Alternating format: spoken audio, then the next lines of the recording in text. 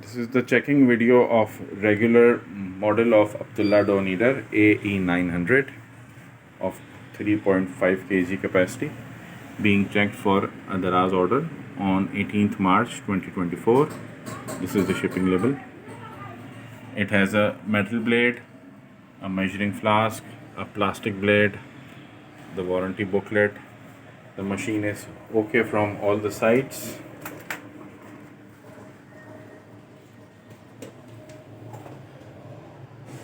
This is the back side. This is the bottom. There you can see there are no damages. And now we will start. Machine has started. It will automatically stop when the timer comes to the off position. It easily kneads dough within 3 to 5 minutes. Then we pack it in its genuine carton, which has a thermopore at the bottom, a thermopore at the top. Then we pack it in the brown sheet and finally in shrink wrap with fragile stickers on top for safe packaging.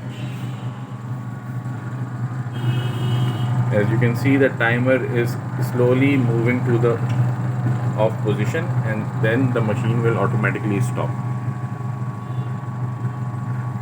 You should read the instruction manual for how to knead dough properly.